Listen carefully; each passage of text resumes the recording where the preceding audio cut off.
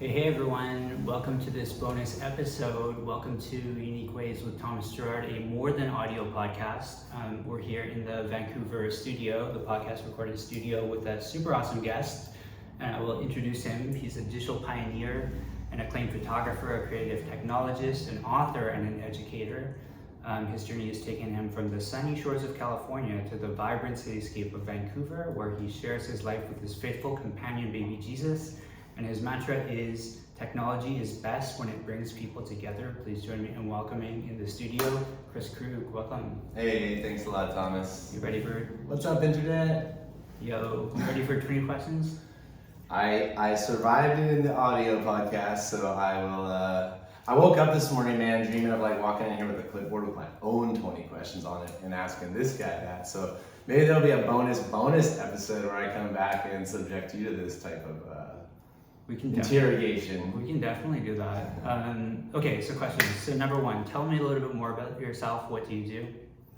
I'm an artist, I'm a photographer, I'm a web developer and coach, and I've written a couple books, and I have a creative platform through my blog and my video blog and my podcast where I'm just like exploring future technology with other like artists and creatives and stuff, and yeah, that's who I am. You know, I've been following Kris's work for a while now, and you know, just kind of chimed in on his stuff. And you know, I recently had Kris Doe on the show, and posted a photo with me with Kris Doe. I was pretty happy to have that photo up. And then I went up to looked at your profile, and you've got like massive photos with like amazing people from around the world. It's absolutely fantastic. I feel like my camera was like the Willy Wonka golden ticket, man. Like It took me in through so many side doors and back doors, and I gotta sit at the feet of some of the just most interesting people on the world. And so like on the page you're talking about is like me and Mikhail Gorbachev. Like we were at We Day at GM Place, and I was the photographer, and he had this whole lineup of people that was standing there to get their picture taken with him. And he noticed me out of like the corner of his eye, and he like sent his big security guy over to tap me on the shoulder and be like, please come with me. And I had this crazy mustache at the time. I had just joined the fire department on Galiano Island, and you have to have like a clean jawline so you can put the breather on your mouth. So I had this crazy mustache, and he was just tickled by it. He wanted his picture taken with me, so he called me over, took his picture. I don't know, there's all sorts of crazy stuff on there. Malcolm Gladwell was a keynote speaker at a conference I was at in Seattle, and like I got a chance to catch up with him. Smoked the joint with Richard Branson. I think there's a picture of that up there. And I was at the Grammy Awards with Roy Henry Vickers. He's an Indigenous artist from northern BC. He runs the Eagle Area Gallery out in Tofino that a lot of people know and stuff. And he was up for a Grammy Award for best packaging design for like a box set for the Grateful Dead's 1973 and 1974 Vancouver and Seattle Northwest tour. It was so cool. He did this full Indigenous like cedar box thing that he took out, and so he was up for a Grammy against Weird Al Yankovic, and he brought me down there with him to like make photos and videos along the way and tell the story and stuff. And so we're about to go in. He had just walked the red carpet. Him in full regalia with his chief Ted Walkus. They both walked the carpet in full regalia. I mean, these are people in like the fanciest attire known to mankind, and these two stood out. Everyone wanted their photos taken with them. But we get through to the end, and my guys are doing their thing, taking off their regalia to go inside, and up rolls this guy in a full pink leather onesie with studs, and it was Post Malone, and he asked me if I wanted to smoke a joint, dude. And so I did, and I took a picture with him, and that one's up there too and stuff. So yeah, it's a fun gallery of just the crazy places the camera's taken me. I remember seeing a clip of you with Dr. Ron Burnett. He was on the show. He was one of our early supporters. You know, that was pretty sweet too. Yeah, man. Well, I'm 45 years old. Yeah. I've been around the Vancouver technology scene for like literally almost 20 years. So I knew Ron a long time ago, early in the Emily Carr days, and then I was doing work with like New Media BC, which later became Digi BC, and this is like before the Great Northern Way campus and the Masters of Digital Media program. Those things came out of that work that we did with Ron Burnett and stuff back then. So, unbelievable. Yeah. Okay, number 2, what's a key piece of knowledge that makes you different? That's really interesting. Lately, I've been thinking that, like very practically speaking, I've lived and worked through all three, let's call them, of the internet revolutions, like the graphical web browser kind of thing, where we started building web pages for people and stuff, and then later like the mobile social revolution, let's call it Web 2.0 or whatever, blogging, Twitter, YouTube. You know, I was messing around with those tools right from the get-go, and then now you're kind of like with, I guess we're calling it Web 3, but AI and like some of the blockchain crypto stuff, you know, like again, I've been just running alongside of it and trying to figure it out and make sense of it and then like share that with my community and stuff. So maybe that's one thing that makes me unique. I've been interested and involved in all three of these big waves of the internet. I'll never forget the story about how you were going to school for the first time and found this group of Korean coders who were building stuff with Netscape Navigator Gold. You know, I was really early on to that too, but I never heard of Netscape Navigator Gold, so that's pretty cool. The revolution for that one was you just saved the web page that you were on and it had an edit tab on it. So it was the first thing I'd ever seen where you could just like clone what you were looking at, make some modifications, and then post it and call it your own or whatever. And yeah, I feel in general very lucky. I feel like I've been at the right place at the right time. Yeah. And then just tried to make the most of it or whatever. So those ESL guys in my dorm taught me, you know, how to build web pages and stuff. And then, you know, I was one of the first users of Flickr and Twitter. My username for Flickr is KK, and my username for Twitter was KK for a long time until I sold it. And I just was right there at the beginning. So my photography career exploded as Flickr exploded. Like we did that, you know, at the same time together, me on the backs of this wave of sharing and building an audience and community and stuff, you know, and so I just feel like I've been at the right place at the right time. And now with AI, I feel like you're right exactly there again, right? Well, it captivated my attention like 6 months ago, and I started tinkering with it, and it was clear it was like a big thing, so I started like, I don't know, for lack of a better word, like convening my community around me using the new tools. So I started the Discord that I got a bunch of folks on where we chat and hang out about this stuff and support each other's learning process. That's the whole like learning out loud thing I've been liking to talk about. And yeah, I hope so. Yeah. Okay, 3, why this of all things? Why do you do what you do? Yeah. Well, I didn't exactly always do this. Like when I was in my 20s, I was living a bit of a different life. I was in a marketing department. I didn't even really know that photographer was like a career. I hadn't even really clued into that was something you could do. You could make portraits and photos of people and things and travel around the world doing that, you know, or whatever. And so as I like opened myself to that and leaned into it, I've gotten to this place where it's like I don't know that I could do anything else, man. I've like fully embraced this kind of like alternative creative path and just the weaving together of multiple mediums, but also like revenue streams and stuff to make like a patchwork quilt of creative awesomeness. And it is about photography, but also it's about the kind of tangential aspects of photography, the community building, the technologies, you know, being the right place at the right time, as you say, right? Well, yeah, I mean, okay, so my bread and butter is photography in that it's a line item in marketing people's budgets that says photographer with a number next to it, and I try to work into that space.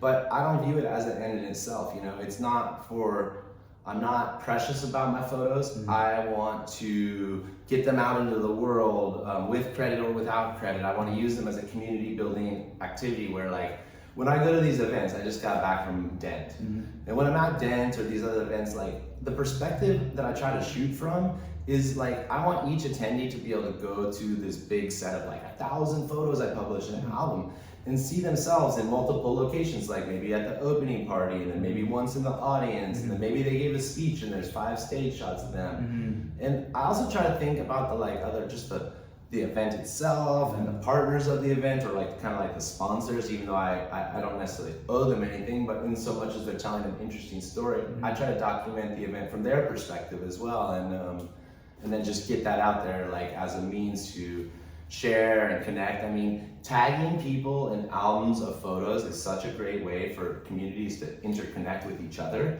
because you know, like at the end of an event, if I do a group shot and I tag everybody on it on Facebook, all those people start to interconnect with one another. And that's a great place to talk to them, invite them into other places like a Discord server or other things and stuff. So yeah, I love photos, I love photography. I've really elevated my game in terms of my craft, but it's not an end in itself. It's the first step towards building awesome internet shit. Cool. So at the time of this recording, we're talking about AI, we're talking about the looming end of the metaverse, we're talking about the AR headset from Apple coming out at some point, so that ties into this question: what does your future look like? Well, man, I'd like to know a lot about those things. What do you mean by the looming end of the metaverse? I don't know, I feel like people are like, yeah, the metaverse was cool, but then it didn't work out and it was a failed plan or something. Well, I mean, I think that they've been aggressively spending on it, and maybe we're hoping that it would come to financial fruition before it has or whatever. The Apple thing's not quite out yet, right? No, it's not. Well, I'd be hesitant to call the game over there, critics in the world, before the Apple thing has entered the market. It's a little slower, but I mean, obviously I think that, I don't know, some of these dystopian futures of us spending a lot more time in the virtual world does seem inevitable. So yeah, I wouldn't count that one quite out yet. Yeah, you guys who are in my feed, get out of my feed. The metaverse is coming, it's real. Listen to KK. Yeah, I don't know, man. I mean, I'm not a big metaverse proponent, but I definitely, if you're calling that like us inhabiting a somewhat digital space in the future where we connect with one another and do real commerce and shit like that, I mean, it might not look exactly like they think it's gonna look today, but I think that's probably coming. Yeah.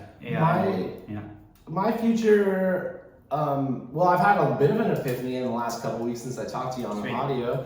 I was at this conference, Dent the Future. It's from the Steve Jobs quote. And it's really awesome, man. I call it like an ideas and inspiration festival. And I've been going for like 10 years and playing a big role in the community through doing the photos and stuff and leading photo walks. And I've watched the event grow up. I was sitting there at like one of the parties and I had like a, 100-point glass of wine in my hand from the community sommelier who made us, shared his fancy wines with us. And I was looking at Jason Preston and Steve Broback, who were like the organizers, and I was like, this event is amazing right now. Like, this is like as good as it gets. And I was like, and thinking, well, it hasn't always been like that. We've grown into this type of thing, or whatever. This community is rich. I was standing there talking to someone who I don't talk to at every event, but I know her really well. And I feel a sense of like community with her, even though I don't know her like day-to-day life. But we've been going to this event together for a long time, And I was just realizing that the depth of the community in the Dent world is really rich. It's grown over time. I was like, yo, if you don't put your stake in the ground now, it can never grow into something awesome. Like, the only thing holding me back between having an event like this right now is that I didn't start it 10 years ago or something like that. And so I declared to myself and to my buddies, Jason and Steve, I'm like, this has really inspired me. I want to do something similar. I want to convene my unique networks of like creative technologists, startup entrepreneurs, people like you in the design world, architects, like musicians, and I want to have my own kind of ideas and art festival, and I'd like to travel to somewhere with these people and have a mix of like activities and talks and like art that we experience, but I'd also like to blend in an element of like a hackathon or something too, where like this Dent community is awesome and powerful, and I would wish that we would build something together, spend like half a day or a day building something together. The hackathon I went to was just so cool, watching people come together and add like coding with design, with marketing, with all these different things, and build like a product in a weekend that actually like worked. Like, that's a really cool prospect. So it's not going to be called Krug Fest, and it's not going to be centered around me and my face, but I am working name Krug Fest, envisioning a future in the next 12 months. Maybe I'll be able to get 50 people out the first year. I think that would be a really big success, but I'd love to grow it over time and have it be like a mini artistic creative TED Talks in the early days, or like a Dent, or have elements of South by Southwest and stuff like that. So anyway, I hope that is part of my future as well. Well, because I feel like that happened with NFTs. A lot of people like were like onto NFTs at the beginning, and then it kind of like propelled into this mature phase, and everybody was like, I missed out. Like, are we talking about like something we could miss out on when we're talking about what you're talking about? Okay, so I hear what you're talking about, and I have some thoughts about that in relation to AI. Yeah. When I'm talking about missing out in this case, I'm only talking about kind of sort of in terms of my own lifespan. Okay. Like, I'm 45, I'd love to have an event like this. It takes time to build into it. Like, these guys it took them a decade to get where they're at, you know, and I was like, I should do this now, or it may pass me by, or I'll never get it to the point where I want it to be. In terms of the AI stuff and like missing the boat. All right, I'm of two minds about this, as I often am. On one hand, I think it's very important to, as I said, like run alongside it, get up to speed, learn about this stuff. And I think that will help you, give you an advantage over people who don't. I think it will help you. The most important thing is it's going to help you develop this like AI mindset, like a thinking about how we interact with AI and how it can be the most useful to you, because some of the ways people use it at first on the surface to do writing or different things, they are very like superficial relationship to this amazing tool, right? So I think developing an AI mindset is more important than like getting on the bandwagon and getting all hyped up about it or whatever. I both think it's critically important that people start figuring this stuff out now and figure out how they want to relate to it, how it relates to their career and their communications and all that kind of stuff. But the flip side is this stuff just keeps getting easier and easier and integrated into more and more stuff. So like Microsoft today, who's a huge investor in AI through their Azure platform. Like, they're one of the main investors in OpenAI, the company, and ChatGPT. It all runs on Azure or on Microsoft or whatever, right? So Microsoft today, and it's really kind of taken the tech world by storm, has like relaunched everything, Bing and their Microsoft 360 and all this stuff under this AI everything all the time brand, like literally like one big mega app to rule them all. You talk to the AI, it talks to all the things, you know, or whatever. And so, long way of saying, people who don't jump at it with enthusiasm like we have won't necessarily get left behind, because there's going to be, you know, in Gmail right now, there's a button where it's like start a new email, and it just AI populates the email based on who you need to talk to and what you need to say.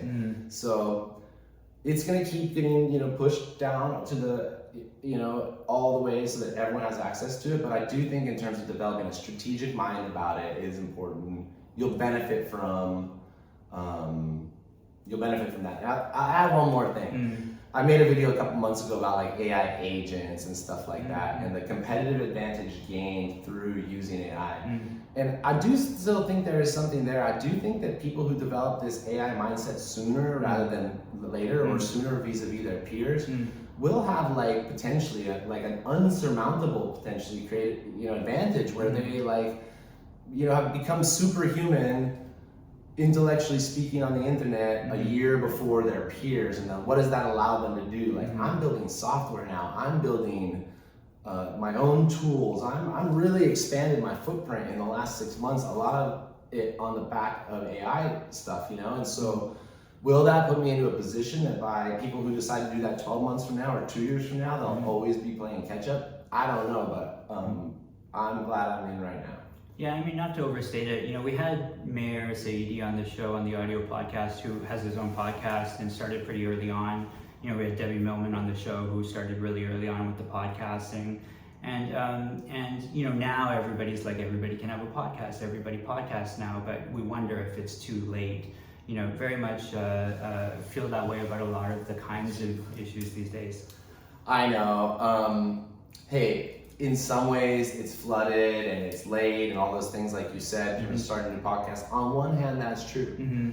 On the other hand, you know, okay, I've come to learn that like our unique Venn diagram that makes us us is more valuable to the world than it's ever been. Like your unique intersection of like design and AI and Douglas Copeland and Vancouver is very unique, man. And every time you talk or synthesize ideas that you've been exposed to, you're producing original content, right? Things the AI can't necessarily do, in that you're synthesizing your unique human experience and putting it into the world, and that's what AI then later like trains itself off of. So yeah, I don't think it's too late to put yourself out there. And I think there's this side benefit anyway, and this is actually what got me into the whole podcasting thing and the video blog. I wanted to build this digital avatar of myself, like they're calling like clones or whatever, right? I wanted to build an AI generated video or 3D production of me that had an intelligent AI in it that had been trained on everything I've ever read, everything I've ever seen, and then not the things I haven't, like my unique media and academic consumption, my unique voice, my unique ideas.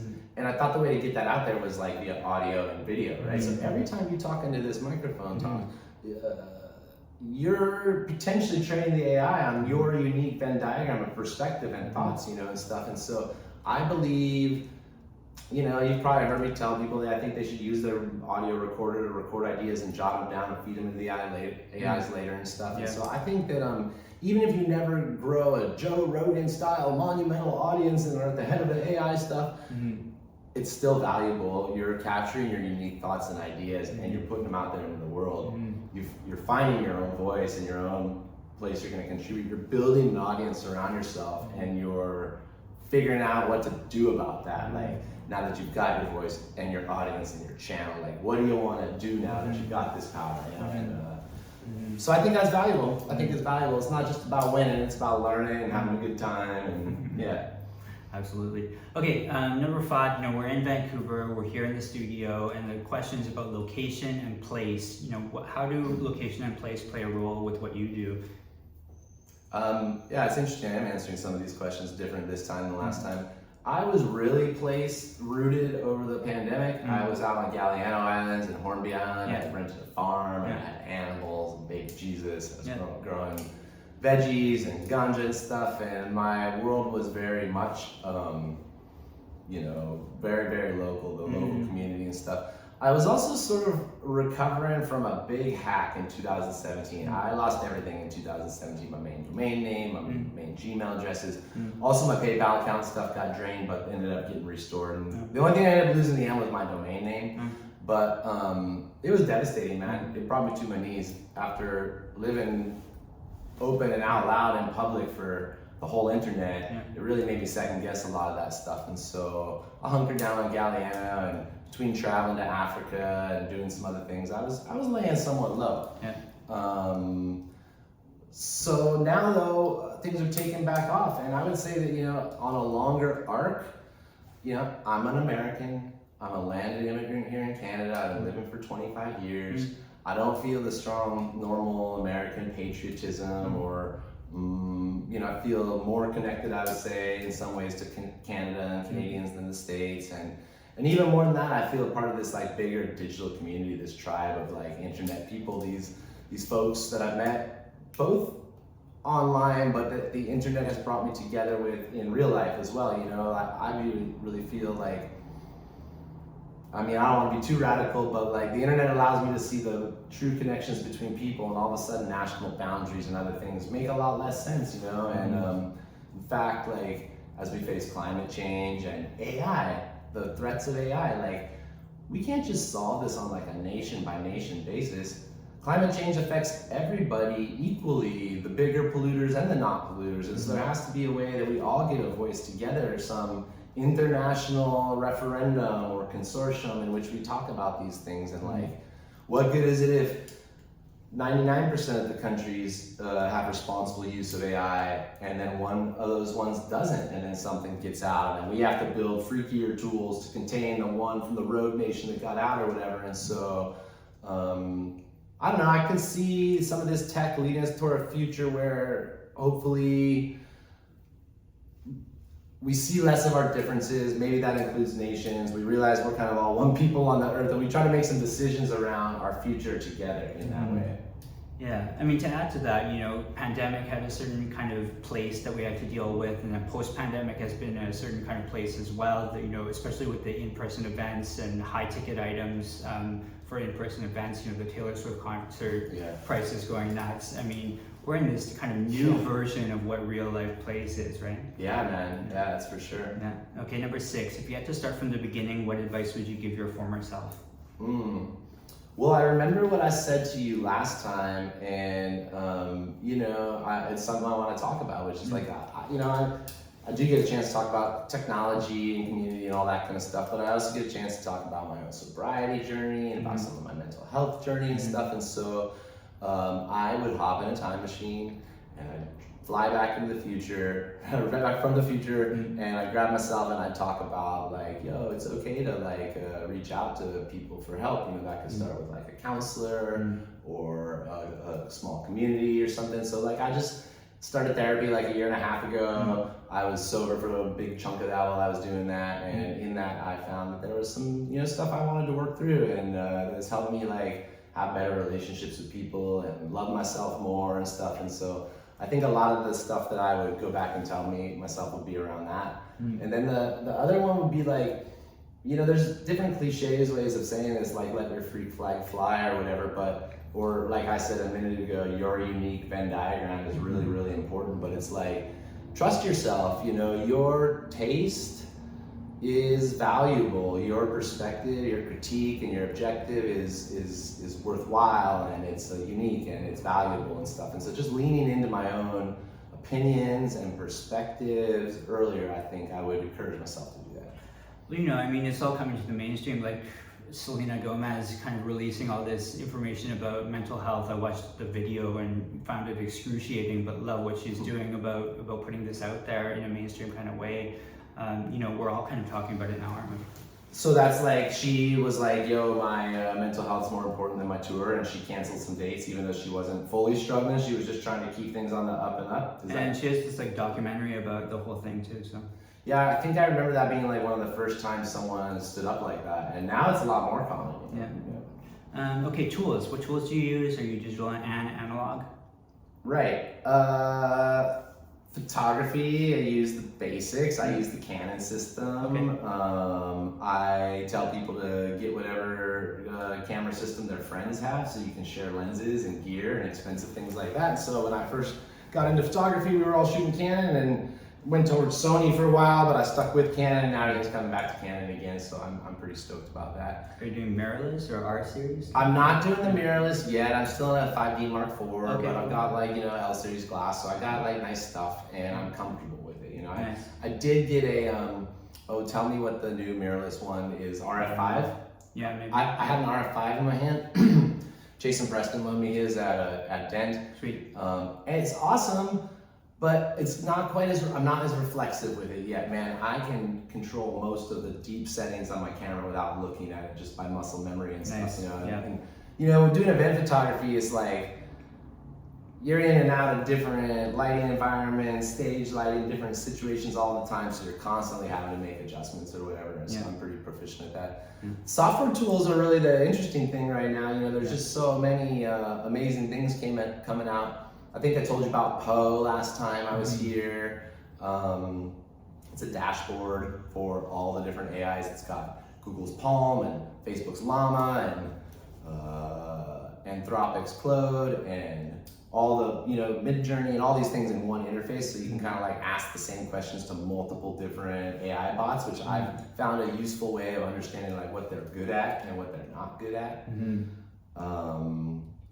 And what about ChatGPT? Is that like old school now? Well, dude, okay, so my understanding is constantly evolving, and I just spent the whole last weekend making sweet love to ChatGPT, and I wanted to share that with you, So it's like, I was about to maybe cancel my GPT Pro subscription, like when we talked about Poe. I was like, I want to try Poe, maybe I'll cancel GPT. And I didn't because of the code interpreter, which is now called Advanced Data Analysis. So I was still using the code interpreter because you can upload files to it. So I can stick a PDF or a text file there, and I can take a look at this PDF. And so instead of using the normal character limit that GPT has, you can point it at a whole document. And I had started to use it to do some coding and some development where I was taking other people's code and I was making some modifications to it in advanced code analyzer, and then I was publishing that code. But I was at this hackathon, I was the photographer, and I was a mentor. It was called Hack CT. It was an open source transportation focused hackathon in Connecticut. And I was also a mentor. I was helping the teams with like the social and community aspects of their projects. But I got super inspired, man. The founders of GitHub were there. They talked about how, the CEO and the COO of GitHub, Thomas and Kyle, were at this thing, and I did a little interview with them, but they got me thinking, they were talking about their Copilot inside of GitHub and how, 80% of the code of the future is going to be written by these AIs, and like, I've always known that your ability to write software is only as good as your ability to describe to software engineers specifically what you wanted to build. And I'm practiced at that. I have developed requirements. I have done like user stories and so I decided to join the hackathon. I decided to write an AI-powered chatbot focused on transportation. And I'm not a coder, but I have learned how to set up a virtual environment on a machine, and I have learned how Python works, and I knew HTML, CSS, JavaScript from before, but like, dude, I wrote a real life, I did the whole software development process this weekend on an app that I've now released on GitHub, being like a non-coder. I even like got stuck in the middle when I was trying to take the application that I wrote and like port it into this thing that serves up the mobile web pages. I was getting stuck, and so I called someone over for help, and they said to me, oh, you chose Dart. I don't really know Dart, but what I do know about it is it's really tough to troubleshoot. I probably would have chosen React Native and Socket.io because it's all in JavaScript. So I was like, all right, okay, I think I can. They were like, I can help you if it was in React Native or if it was in Socket.io. So I used ChatGPT's advanced code analysis to take the Python, HTML, CSS, JavaScript that I wrote and port the Dart mobile app server over to the new React Native and Socket.io, and I did it successfully, and then I didn't actually even need their help at that point because I was able to troubleshoot it myself. And so it's like literally I like refactored the code base from the ground up in the middle of the process. I used advanced code analyzer to write all the documentation, teach me how to use GitHub, publish my source code. It was incredible, man. So I don't think ChatGPT is old news. I used it to write software this weekend, man. Yeah, my buddy John told me about attaching PDFs and reading web searches and putting links in, and I haven't slept in a while just because I've been doing that all the time. It's been great. I know what you mean. That was one thing I bumped into is I bumped into some of the finite limitations of ChatGPT. A couple things. One is I thought they took away the like 35 queries per every 3 hours, but 50 now. Okay, well I hit 50 several times. There were several times when my software development process was only inhibited by me capping out at 50, and then I don't know if you've noticed this or not, or I'm pretty sure this is accurate. Please fact check me, internet. So when it talks about the tokens and the memory inside a particular chat of a ChatGPT window, there's a point at which new information seems to make the information you fed at the beginning fall off. Like it's like it can read 100,000 things, and when it gets to 100,000, it keeps moving down to 100,000, but the other ones spill off the bottom. So some points, long ChatGPT conversations can get a little gobbledygook because it's trying to hold too much in its memory.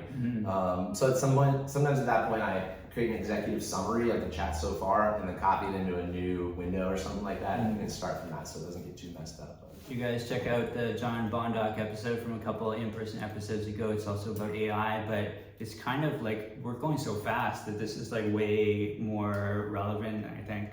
I can't wait to check that one out, man. Yeah, it's gonna be sweet. Okay, so what's a day in your life like? Well, no 2 days are really alike. As I told you, I was just on the road. I went to New Mexico, Santa Fe, and I went to New York. Now I'm to Connecticut for the hackathon. Now I'm back in Vancouver. But I'm lucky, man. I get to do, some days I'm doing audio editing, some days I'm doing videos and photos. I do a lot of like community and hanging out and talking online, contributing to other people's projects and stuff. And I work for the Future in Review. It's kind of like my day job. Yeah, right. It's a part-time day job, but I do like a podcast for them, and I run their social media channels and stuff. So I spend a lot of time online. Baby Jesus keeps me grounded. I've got a big 110-pound white sheepdog that needs to get out and about somewhere cool every day, and so he gets me out of the house. And but yeah, I spend a lot of time online, a lot of time connecting with people out there in the world, and yeah.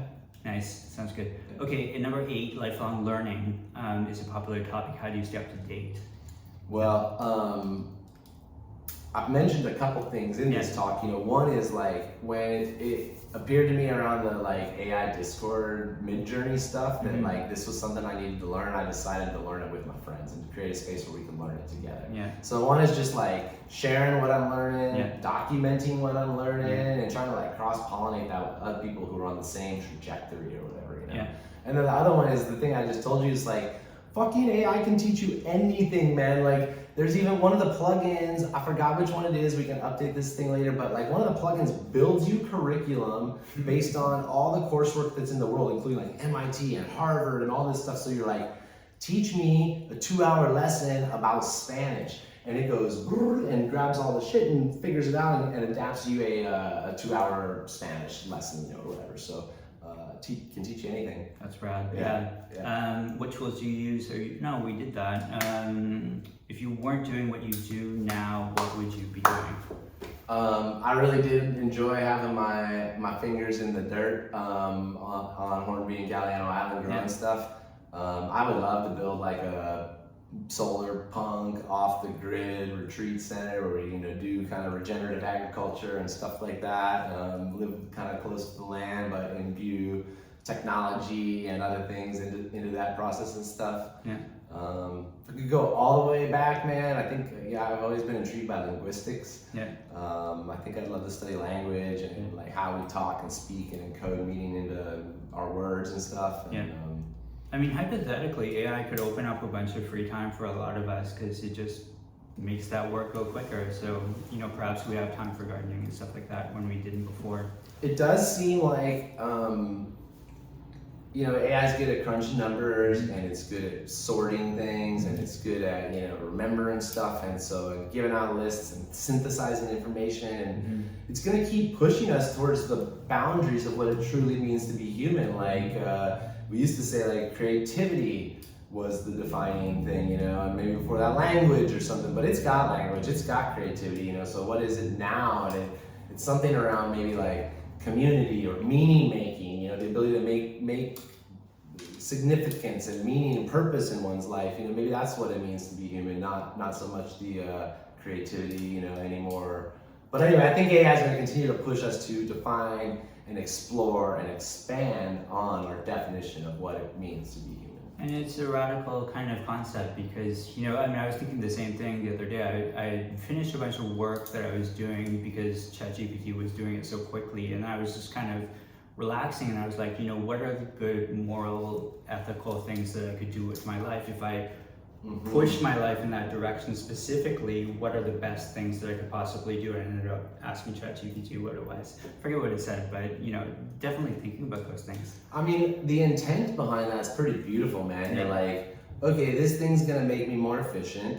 I don't want it to just suck up all the efficiencies that it's created with more productivity. So how do I dedicate intentionally a percentage of the time that it frees up towards things that I wouldn't have been able to do otherwise? That's a beautiful notion, man. I'm gonna ask myself that, and I'm gonna try to set aside 5% AI efficiency time for other things that it's carved back into my life or something like that. Ethics is coming back. It's a good idea, man. It's a really good idea. What do you not want to do with your career?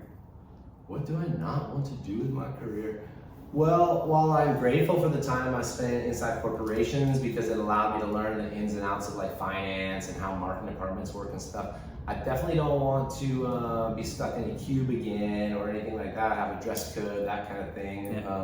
That was pretty soul sucking. I got fat and unhappy and drank too much and stuff.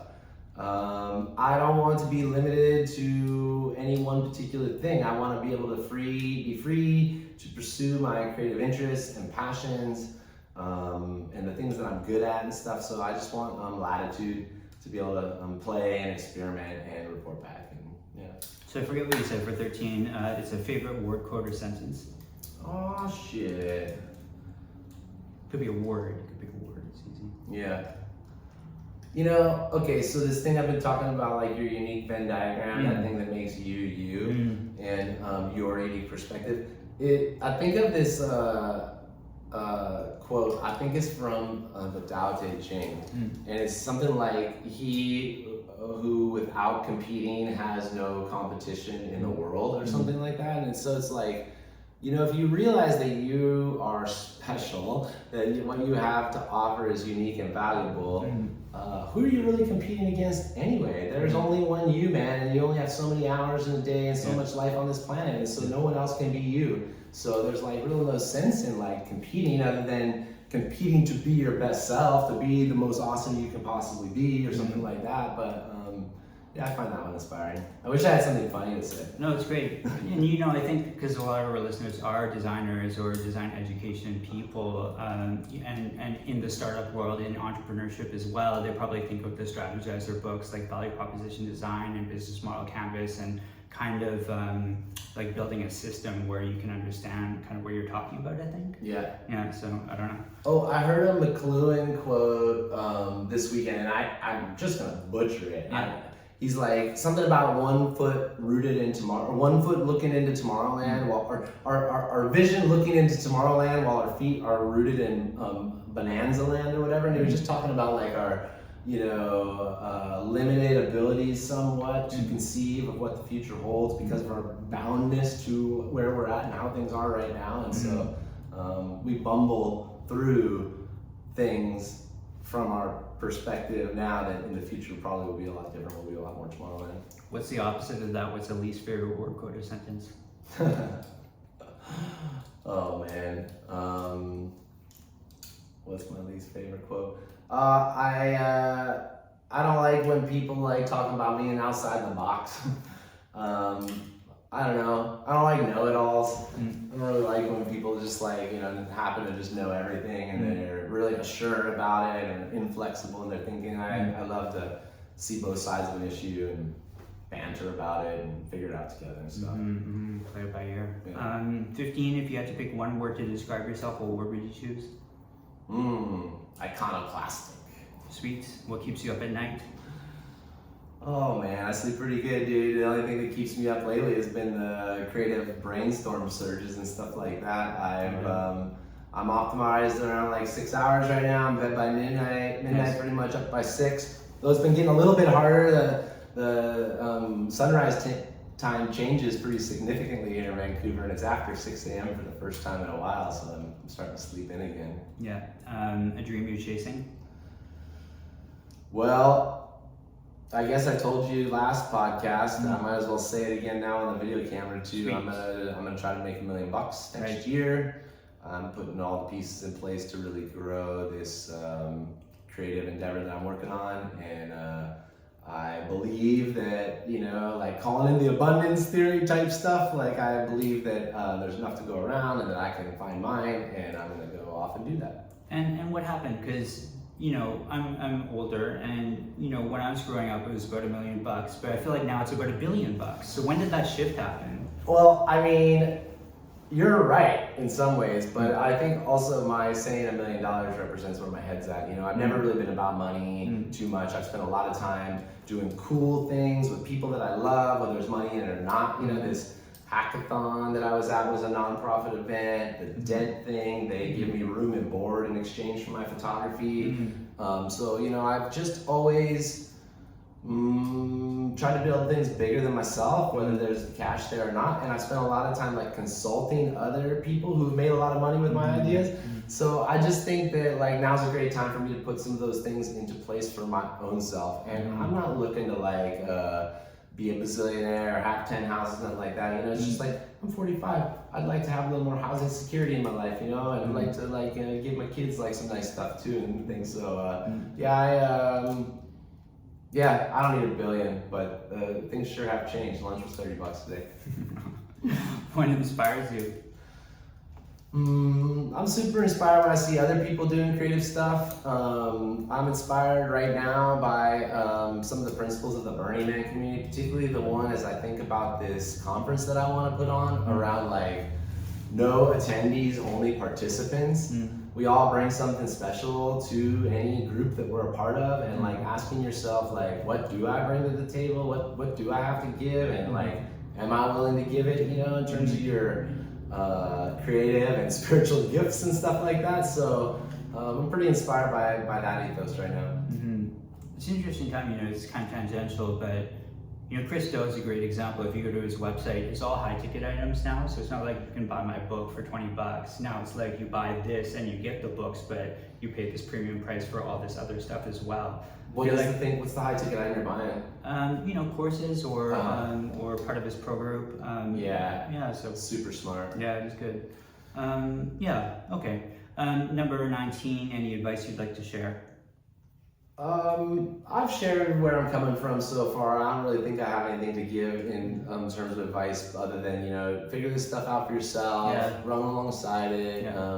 Your concerns and fears are valid, but they shouldn't be obstacles necessarily to you exploring stuff. There's a revolution taking place, a renaissance possibly even, and you know, the people that are harsh about it or like, if you don't change, it's going to change you whether you like it or not. And I don't exactly want to go that far, because I think that like there's room for all different people and world perspectives in terms of how we interact with technology, but it's going to be the dominant cultural form of interaction, that's for sure. And so if you're choosing a place in opposition to that, you need to understand potentially like what that means, you know. And so number 20, so we're in the bonus episode and we're on the video podcast, so this is the real deal. So number 20, what's our call to action? What do we do to find out about KK, and where should we go with it? Oh, cool, man. Well, I'm not hard to track down, but so start by going to kriskrug.co,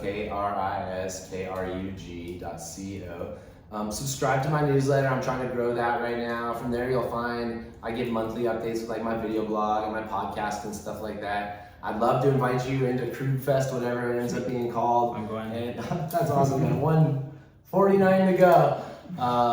Maybe you'll help me think of where exactly it should be. It opens up all sorts of interesting possibilities. And you guys, Krug Fest is coming. Yeah, man. And you know, if you want to explore this stuff alongside me, you can join the Discord server. It's free. It's just a place we hang out and chat and share and stuff like that. Okay, well, thanks so much for being on. You know, such a pleasure. I mean, you know, I can't get it out of my head. The pictures you have with those people, it's like, and the kinds of conversations you must have had with those people is just, it's kind of mind-boggling. And I definitely appreciate a lot of the episodes that I've had as well with people that really impacted me.